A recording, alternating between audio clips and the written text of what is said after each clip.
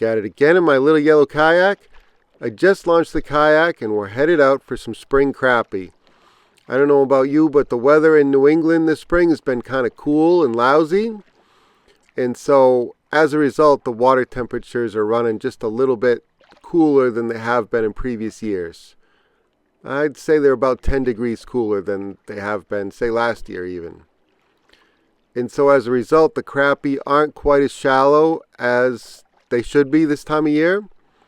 They're really more like on the first drop before the shallow edge of the pond. So it took me just a little while to figure that out.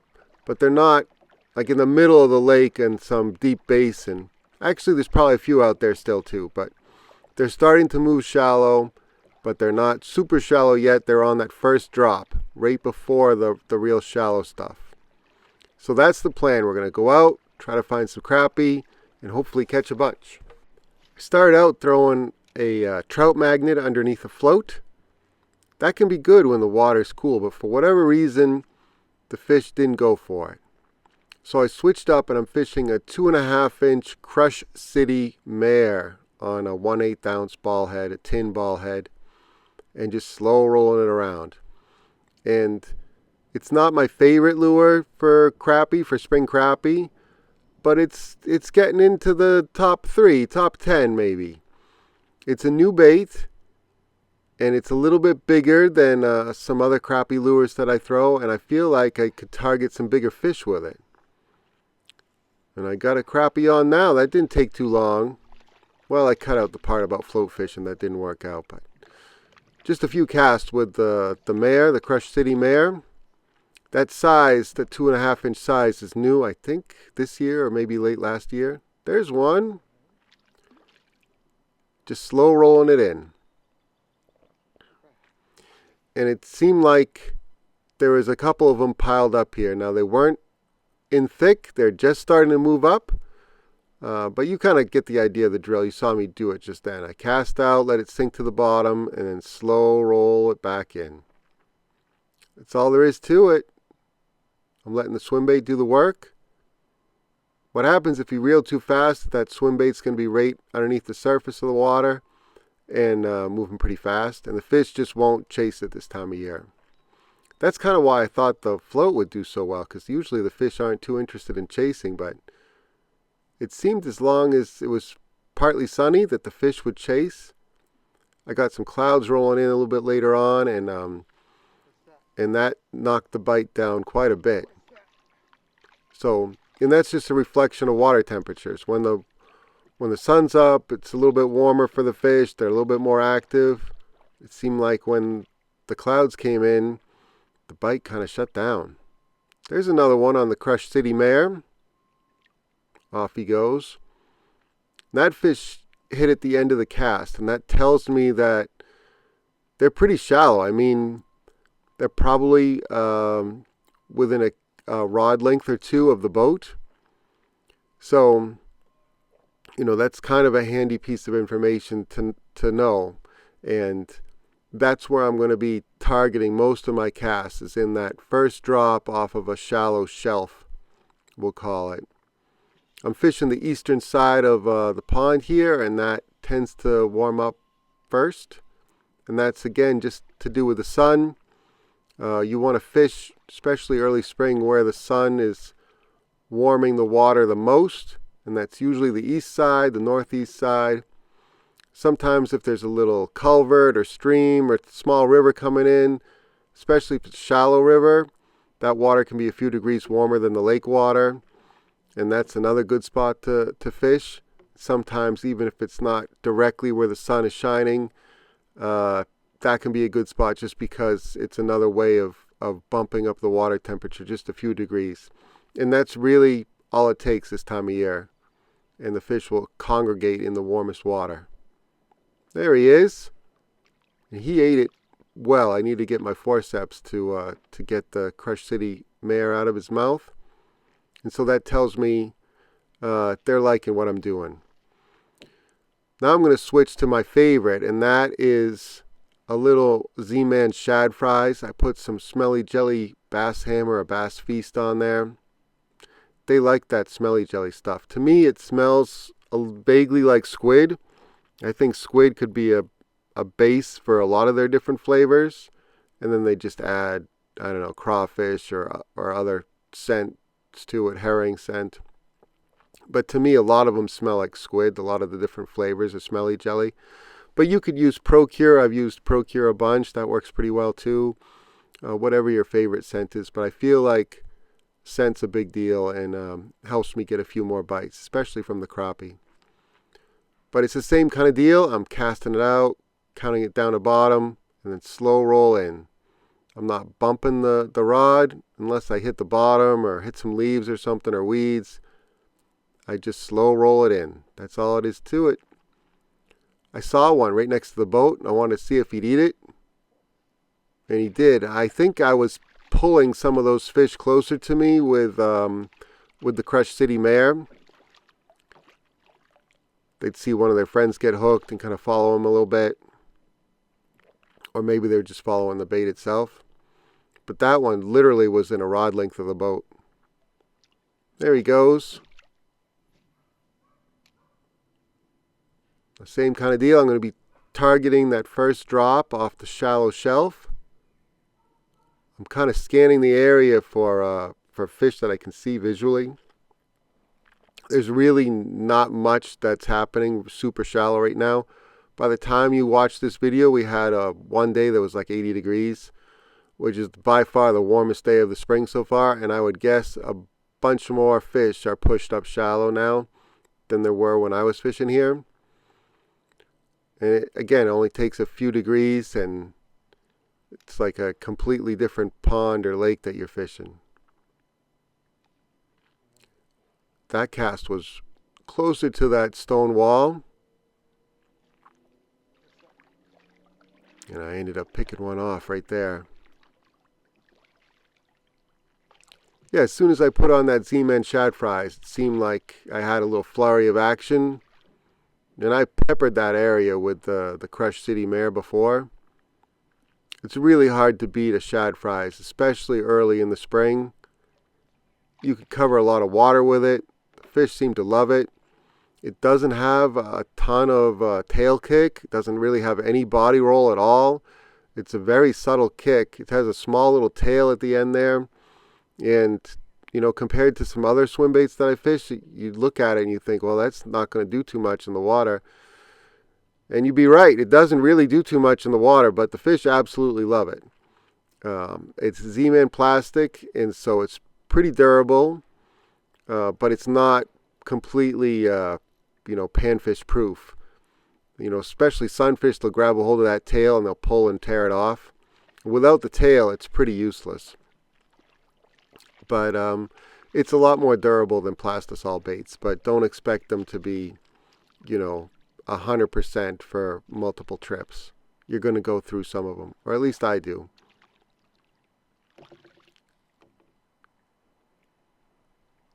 There he is. So it's a great search bait. It's a great as your primary bait. It's great for cleaning up after other baits, like I'm using it to clean up after the Crush City Mare. The Crush City Mare is a little bit bigger. It's a 2.5-inch swim bait, and this is, I don't know, an inch and a half, something like that. It's pretty small. So I was thinking if I could get a few bigger ones from the Crush City Mare, and then I could clean up with the Z-Man shad fries, that might be a good combo. So far it's working out all right. The color I'm fishing is called Electric Chicken. It's just pink over chartreuse with some flake in it. That was a little guy. And the water here is kind of stained. It's not too dirty, even though we've had a lot of rain this spring. It's more just stained. So I wanted something to stand out in that stained water. But honestly, any color you like. I've done well with white here before. It's just a bright, bold color. I've done pretty well with, what's it called? Purple Death. To me, it looks like a bluegill. It's kind of purplish on top with chartreuse on the bottom, but translucent. To me, it looks like a baby bluegill, and I think that's why they like it. But it's not a very bold color because it's so translucent. But whatever color that seems to, I don't know, make sense to you or work well in your area. I don't think it matters too much. They can feel that little swim bait tail kick in. They get close to it, they smell the scent on there, and they just hoover it up. I'm fishing with a ultralight Daiwa Presso rod, a 7-foot ultralight Presso rod, and a 1,000 size Daiwa Fuego. You don't really need the Fuego for this. You could use Legalis or Exceller. You don't have to break the bank fishing for crappie. But I like these little reels. They cast all right, decent drags, fairly smooth. The Fuego has a little bit more sealing, and it has magnetic oil in there. Some of the rods behind me were getting tangled up in the brush, so I had to move the kayak while I'm landing this fish. Anyway, you just need a decent reel. It doesn't have to be anything super fancy. That's a better crappie. If I get a thumb on them. It didn't seem like the really big ones had moved up yet. But I was happy to catch whatever had moved up so far. The other thing about this spot, and the reason I was fishing here, other than that it was on the eastern side, is that it was fairly sheltered from the wind. Yeah, a little better there. We have kind of a gusty wind today, and at different parts of the pond it would be hard to fish with this ultralight setup. It just doesn't have a ton of weight. On that shad fries I have a little tungsten jig head. It's a 1/13 ounce Zapu Kocho jig head. That's a mouthful to say, but basically it's just a tungsten jig head, and it's fairly dense for its size. So it gets down there, stays down there on a slow roll. Has a decent hook with a big gap on it. Seems to hook the crappie pretty well. The gap's a little big for sunfish, although if they're big enough they have no problem with it. But for crappie it's just about perfect.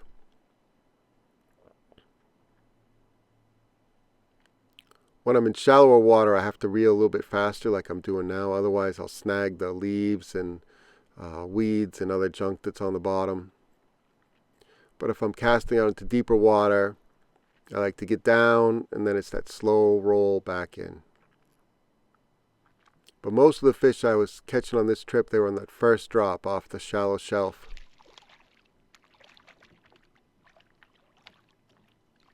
And I bet in a few days they're going to be right up tight to shore.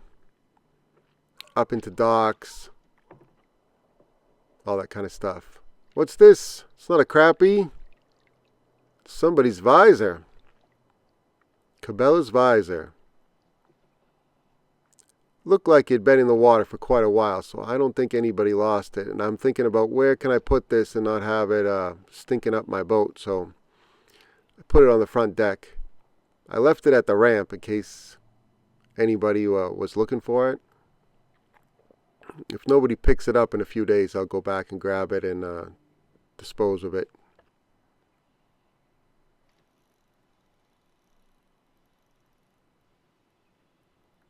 What's this? I think that's going to be another crappie.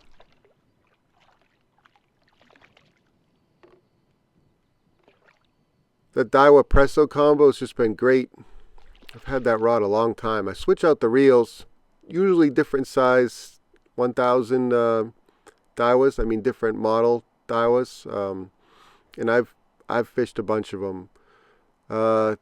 You know, in that price range, I don't think there's a big difference between the Legalis and some of the higher models. The Legalis, oh, I lost that one. That was a nice one. The Legalis is just as capable as some of the higher priced ones.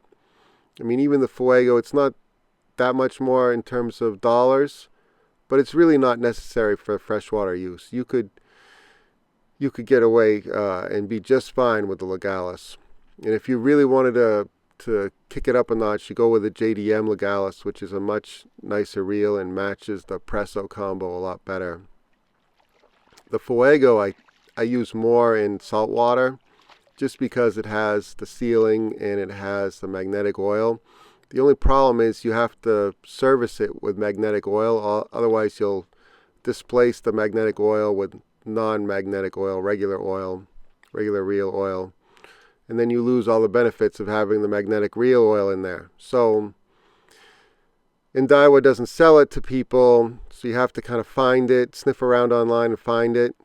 It is available, it's just hard to get because Daiwa doesn't allow it to be sold. So, in that sense, you know, the Daiwa Fuego 1000 doesn't make a ton of sense on this combo, but it works for me. And I like the reel, and I like the drag. It's for a freshwater reel, it's got a lot of drag. Not so much in the 1000 size, but the 2500, 3000 size, it's got a lot of drag. And that's one of the reasons I like it better in the salt, too. The other Presso rod that I have is a 7-foot ultralight. So same specs as this one, but it's a 4-piece pack rod. And the pack rod is great for keeping in your truck, or traveling, or any time where you're, kind of stretched for space. You don't have a ton of space to store things. It's great, and it doesn't quite fish like a 1-piece rod. It fishes more like a 2-piece rod. I fish them almost interchangeably, although I do slightly prefer the 2-piece version for fishing little shad fries like this. So the pack rod is my float rod. So that's what I was fishing the trout magnet on with the float earlier. But honestly, you could switch it up. I got my shad fries stuck on something and I had to bend the hook to get it out. So I thought I'd try this Megabass Shading X. I think it's the 68 size. I'll put it in the video description. First cast with it, with a BFS combo. I would keep fishing with that shad fries, but the hook's bent out and I didn't feel like re-rigging, and I thought, you know what, I'll try a few other baits. This Megabass Shading X 68 is a new bait for me, and I just wanted to, kind of put it through the paces, see if I could catch some fish on it. I'm fishing it like a jerk bait, and that didn't take too long at all before a crappie latched on there. I also wanted to see how it would suspend in the water, and it suspended pretty well, and that means I don't have to mess with the hooks, I don't have to mess with the split rings. I'm just going to leave it alone, right out of the package. The treble hooks are more of a pain than single hooks, but no problem with the forceps. I cast that bait around a little bit longer, but I didn't do too much. I did end up catching a pickerel on it, which was a little bit of a problem. I'll show you the pickerel in a second, but yeah, it seems like pickerel really love expensive baits, whether they're jerk baits or some other lure. They just love the most expensive baits you have in your arsenal. And so I'm always, that's always in the back of my mind when I'm fishing something like a Megabass lure is this a place that has a ton of pickerel? Because if it is, they're going to find it. They're going to find that Megabass, whatever it is, Shading X or Megabass 110 or Megabass, whatever. And it's uncanny. Their ability to find expensive lures is uncanny. So I'm fishing it pretty much the same way as I did the crappie. I'm fishing it like a jerk bait. There was a couple bass near the boat, and I could see them, and I was just kind of messing with them, seeing if they go for the Shading X, and they were looking at it. And then just as one of the bass was about to go for it, that little guy charged out of nowhere and hit the Shading X. I like the net for these kinds of circumstances, so I can get the pickerel in the net. So even if he cuts my line, he's still in the bottom of the net. I can get my lure back. He's got a mouthful of trebles now. Took me a minute to get him unhooked, but eventually I did without too much damage.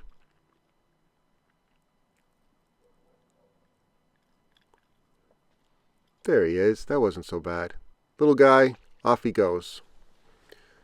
After the Shading X and the pickerel, I decided I'd go back to the Crush City Mare, see if I could get another big fish before, or bigger crappie before the end of the trip. I'm bouncing a little bit here because a boat came in. It's a no wake zone, but he was definitely pushing a wake, and I'm quite a bit away from him, and that's why I'm bouncing, is the wake from that boat.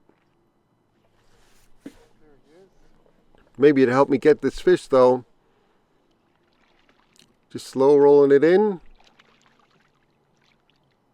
Got another crappie. He might be a little bigger. No, he's not bigger. I fished around for a little bit more with the Crush City Mare, but I didn't do too much else. And it seemed like when the clouds started coming in thicker, the bite slowed down, and I'd caught enough fish by then anyway, so I decided I'd head for the barn. Alright, thank you all for watching. I really appreciate it. Just like all my other videos, I'll put all the gear in the video description, lures, rods, reels, all that good stuff, so you can duplicate what I was doing out here today. Hopefully have some good success wherever you might be fishing around the country or around the world. I'll catch you on the next one. See ya!